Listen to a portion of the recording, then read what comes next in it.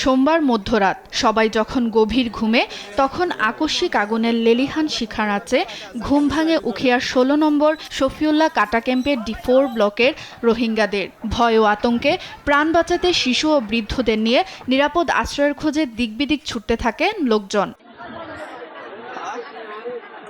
ক্যাম্পের ঘরগুলো অত্যন্ত ঘনবসতিপূর্ণ এবং বাঁশ, ত্রিপল সহ দাহ্য উপকরণে তৈরি হওয়ায় বাতাসের তীব্রতায় মুহূর্তে আগুন ছড়িয়ে পড়ে আশপাশের ঘর ও শেডে।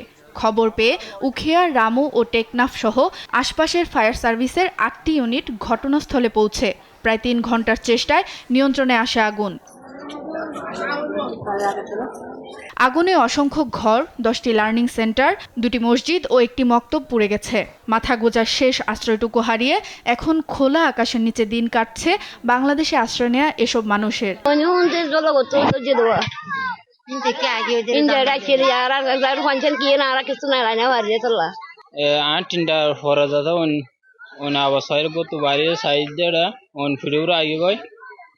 আকিজ নিয়ে এলো বিশ্বমানের বেবি ডায়াপার মাম্মা, কটনে সফট ম্যাটেরিয়াল, বাবুকে দেবে র্যাশ ফ্রি সুপার কমফর্ট।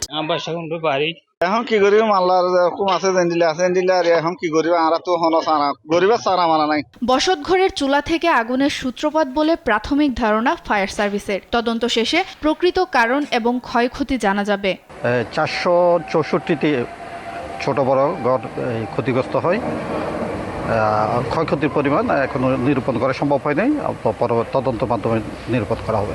আগুনের সূত্রপাত আমরা বিভিন্ন রকম পেয়েছি, তার মধ্যে একটা হচ্ছে চুলার থেকে আগুনটা সূত্রপাত হয়েছে। এদিকে ঘটনাস্থল পরিদর্শন করে ক্ষতিগ্রস্তদের সহায়তা এবং ক্ষয়ক্ষতির চূড়ান্ত তালিকা তৈরির কাজ চলছে বলে জানিয়েছে উপজেলা প্রশাসন।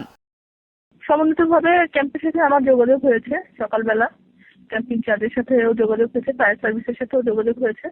ক্ষতি নিরূপণ পুরোপুরি অফিসিয়ালি সম্পন্ন হলে তারপরে বিষয়টা নিয়ে দেখবো। এটা তো ক্যাম্পের ভেতরে হয়েছে। গেল 25 ও 26 ডিসেম্বরও উখিয়ার ক্যাম্পে আগুনের ঘটনা ঘটে। বারবার এমন ঘটনায় উদ্বিগ্ন রোহিঙ্গারা। সুপ্রিয়া তৃষা, নিউজ ডেস্ক, দেশ টিভি।